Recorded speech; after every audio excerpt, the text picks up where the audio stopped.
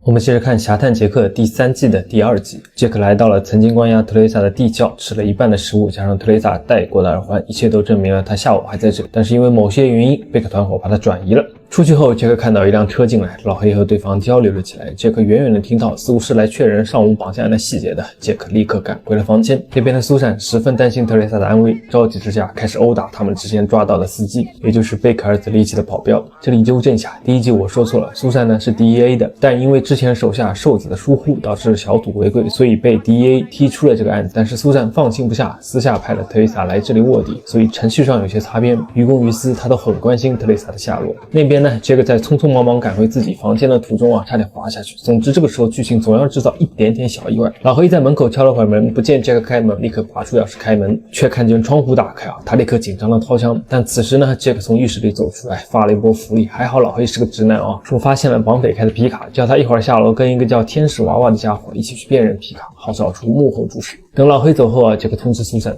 但苏珊没放在心上，说皮卡已经处理好了。但是呢，问题来了，因为利奇之前乘坐的奥迪也被放到了同一个地点。杰克说贝克他们以为保镖的奥迪是被手雷炸过了，但事实上那辆奥迪里并没有被手雷爆炸过的痕迹。shit。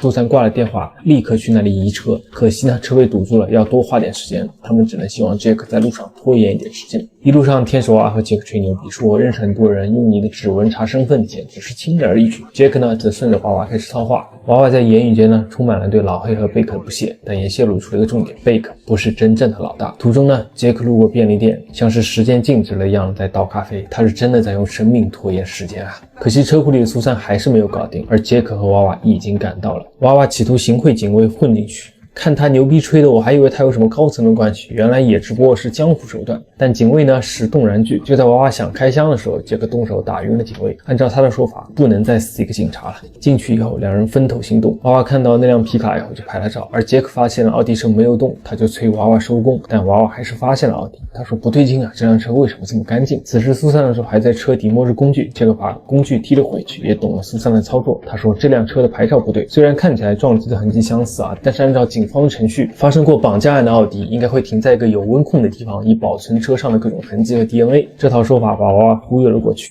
娃娃选择相信专业的宪兵，他甚至相信这次和杰克合作一定会升职加薪。回房间的时候撞见了一个女佣从房间里走出来，应该是贝克叫他来看看杰克的随身物品。没睡多久，贝克就叫他上钟去健身房找老黑，老黑呢叫他等着。魔山也在那，还挑衅杰克要比下腕力。比力气呢，杰克确实不如魔山，但杰克故意一个手滑，魔山没受住力给了自己一拳。眼看着两人要打起来，老黑来了，交代一下工作，叫杰克去开卡车。送货的任务非常简单，只要在6小时内到达地点，不能超速，不能迟到，也不要打开车厢看货物。这个时候没问题，出发吧。